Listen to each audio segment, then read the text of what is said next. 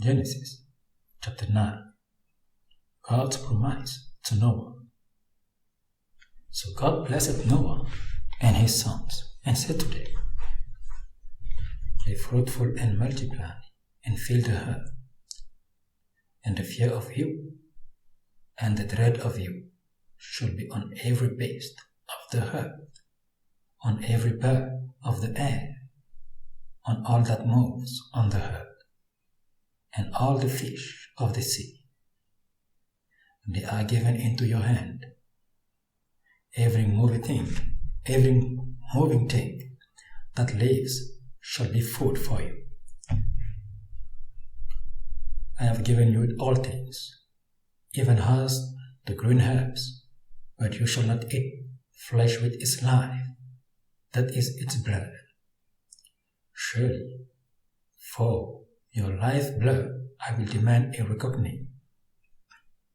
From the hand of every beast I will require it, and from the hand of man.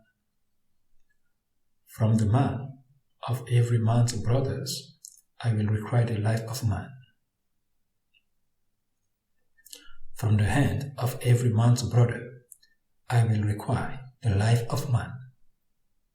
Whoever sheds man's blood, by man his blood shall be shed. For in the image of God he made them, he made man. And as for you, be fruitful and multiply, bring forth abundantly in the earth, and multiply in it." Then God spoke to Noah and to his sons with him, saying, "And as for me, behold, I establish my covenant with you and with your descendants after you, and with every living creature that is with you, the birds, the cattle, and every beast of the earth with you. Of all that go out of the ark, every beast of the earth, thus I establish my covenant with you. Never again shall all flesh be cut off by the waters of the flood. Never again shall there be a flood to destroy the earth." And God said, "This is the sign of the covenant which I make between me and you, and every living creature that is with you, for perpetual generations. I set my rainbow in the cloud, and it shall be for the sign of the covenant between me and the earth. It shall be when I bring a cloud over the earth, that the rainbow shall be seen in the cloud. And I will remember my covenant which is between me and you and every living creature of all flesh. The waters shall never again become a flood to destroy all flesh. The rainbow shall be in the cloud, and I will look on it to remember the everlasting covenant between God and every living creature of all flesh that is on the earth." And God said to Noah, "This is the sign of the covenant which I have established between me and all flesh that is on the earth." Noah and his sons. Now the sons of Noah who went out of the ark were Shem, Ham, and Japheth. And Ham was the father of Canaan. These three were the sons of Noah, and from these the whole earth was populated. And Noah began to be a farmer, and he planted a vineyard. Then he drank of the wine, and was drunk, and became uncovered in his tent. And Ham, the father of Canaan, saw the nakedness of his father, and told his two brothers outside. But Shem and Japheth took a garment, laid it on both their shoulders, and went backward, and covered the nakedness of their father. Their faces were turned away, and they did not see their father's nakedness. So Noah awoke from his wine and knew what his younger son had done to him. Then he said, Cursed be Canaan, a servant of seven he shall be to his brethren. And he said, Blessed be the Lord, the God of Shem, and may Canaan be his servant. May God enlarge Japheth, and may he dwell in the tents of Shem, and may Canaan be his servant. And Noah lived after the flood 350 years. And all the days of Noah were 950 years, and he died.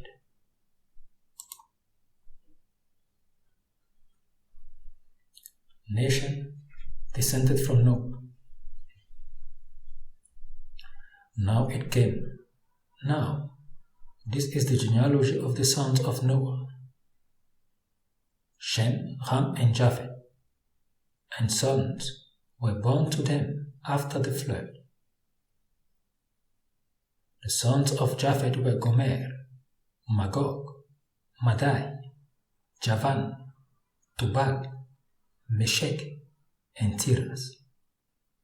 The sons of Gomer were Ashkenaz, Riphat, and Togarma. The sons of Javan were Elisha, Tarshish, Kittim, Dodanim. From thence, the coastland people of the Gentiles were separated into their lands, everyone according to his language, according to their families, into their nations. The sons of Ham were Cush, Mizraim, Put, and Canaan. The sons of Cush were Seba, Avila, Sabta, Rahama, and Sabteka. And the sons of Rama were Sheba and Dedan. Cush begot Nimrod. He began to be a mighty one on the earth. He was a mighty hunter before the Lord. Therefore it is said, like Nimrod, the mighty hunter before the Lord. And the beginning of his kingdom was Babel, Erech, Akkad, and Calneh, in the land of Shinar. From that land he went to Assyria and built Nineveh, Rehoboth, Ir, Kala, and Rezin between Nineveh and Kala. This is the principal city. Mizraim begot Ludim, Anamim, Lehabim, Naphtuhim, Pas Ruzim, and Kasluhim, from whom came the Philistine and Caphtorim. Canaan begot Sidon, his firstborn, and had the Jebusite, the Hamorim, and the Girgazite, and the Girgashite, the Hivite, the Harkite, and the Sinite, the Harvarite, the Zemarite, and the Hamathite. Afterward, the family of the Canaanite were dispersed, and the border of the Canaanites was from Sidon as you go toward Gerar, and far as Gaza, then as you go toward Sodom, Gomorrah, Admah, and Zeboim, as far as Lasha.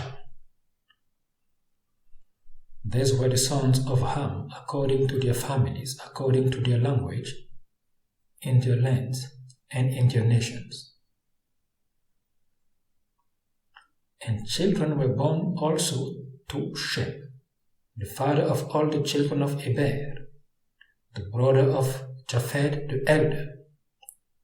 The sons of Shem were Elam, Ashur, Arphaxad, Lud, and Aram. The sons of Aram were Uz, Hul, Geter, and Mash. Arphaxad begot Selah, and Selah begot Eber. To Eber were born 2 sons. The name of one was Peleg, for in his days the earth was divided, and his brother's name was Joktan. Joktan begot Almudad, Shileth, Azamavet, Jerah,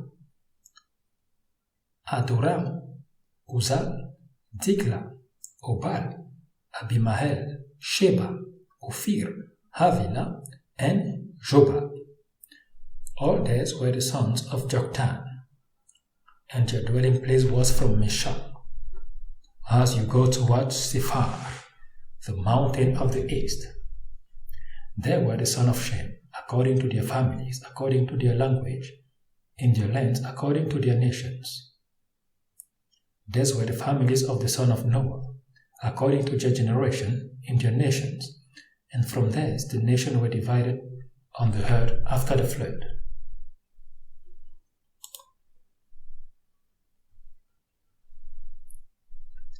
The Tower of Babel.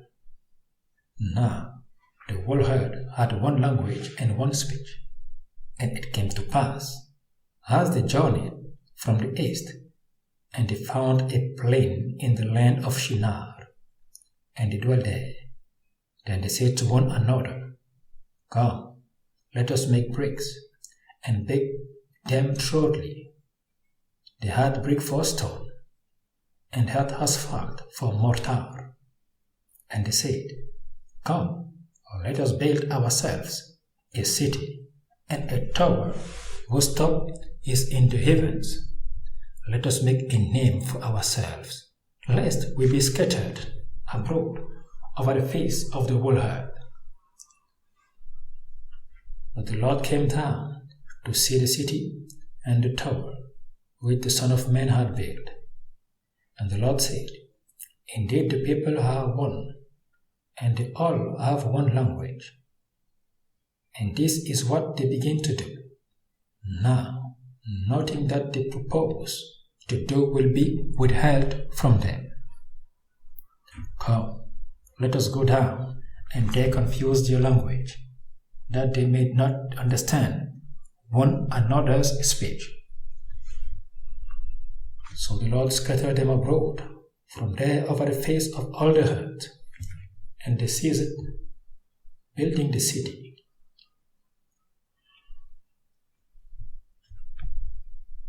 Therefore, its name is called Babel, because there the Lord confused the language of all the earth, and from there the Lord scattered them abroad over the face of all the earth. Shem's descendants. This is the genealogy of Shem. Shem was 100 years old, and Shem was 100 years old, and begot Arphaxad 2 years after the flood. After he begot Arphaxad, Shem lived 500 years, and begot sons and daughters. Arphaxad lived 35 years, and begot Salah. After he begot Salah, Arphaxad lived 403 years, and begot sons and daughters. Salah lived 30 years, and begot Eber. After he begot Eber, Salah lived 403 years, and begot sons and daughters. Eber lived 34 years, and begot Peleg. After he begot Peleg, Eber lived 430 years, and begot sons and daughters. Peleg lived 30 years, and begot Reu. After he begot Reu, Peleg lived 209 years, and begot sons and daughters. Reu lived 32 years, and begot Serug. After he begot Serug, Reu lived 207 years, and begot sons and daughters. Serug lived 30 years, and begot Nahor. After he begot Nahor, Serug lived 200 years, and begot sons and daughters.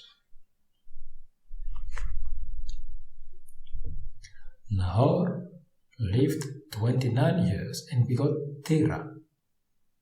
After he begot Terah, Nahor lived 190 years and begot sons and daughters. Now, Terah lived 70 years and begot Abram, Nahor, and Haran.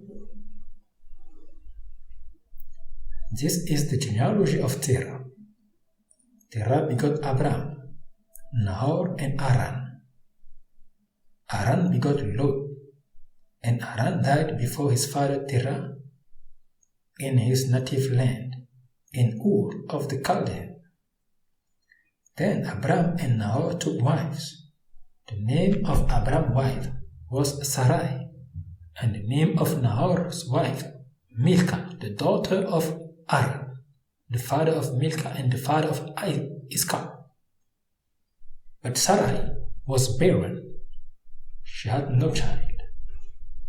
And Terah took his son Abram and his grandson Lot, the son of Haran, and his daughter-in-law Sarai, his son's Abram's wife, and they went out with them from Ur of the Chaldeans to go to the land of Canaan. And they came to Haran and dwelt there. So the days of Terah were 205 years, and Terah died in Haran.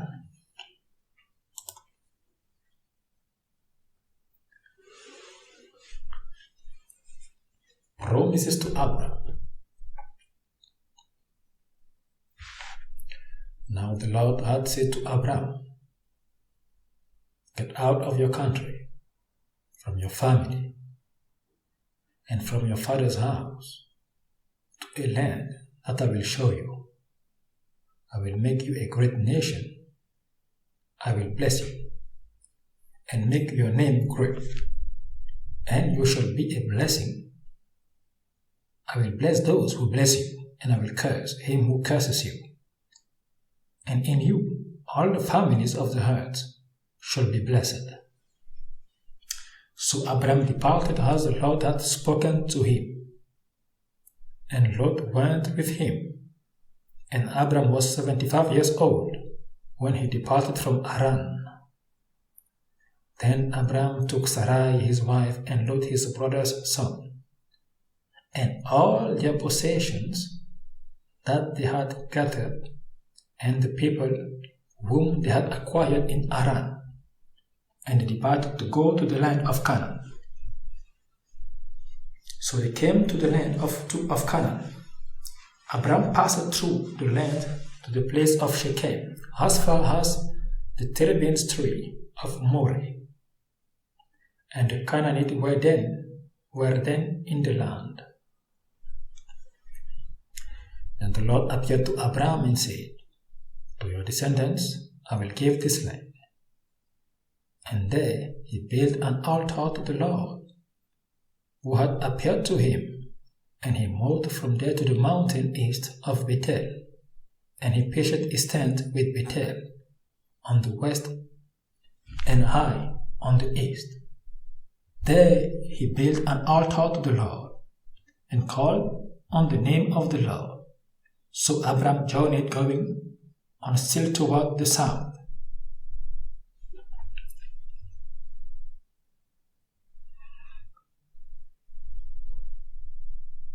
Abram in Egypt.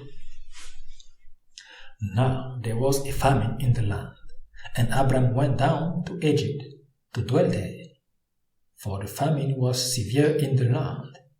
And it came to pass, when he was close to entering Egypt, that he said to Sarai his wife, "Indeed I know that you are a woman of beautiful countenance. Therefore it will happen, when the Egyptians see you, that they will say, 'This is his wife,' and they will kill me, but they will let you live. Please say you are my sister, that it may be well with me for your sake, that I may live because of you." So it was when Abram came into Egypt that the Egyptians saw the woman, that she was very beautiful. The princess of Pharaoh also saw her and commended her to Pharaoh. And the woman was taken to Pharaoh's house. He treated Abram well for her sake. He had sheep, oxen, male donkeys, male and female servants, female donkeys and camels. But the Lord plagued Pharaoh and his house with great plagues because of Sarai, Abram's wife. And Pharaoh called Abram and said, "What is this you have done to me? Why did you not tell me that she was your wife? Why did you say, 'She is my sister'? I might have taken her as my wife. Now, therefore, here is your wife. Take her and go your way." So Pharaoh commanded his men concerning him, and they sent him away with his wife and all that he had. Amen.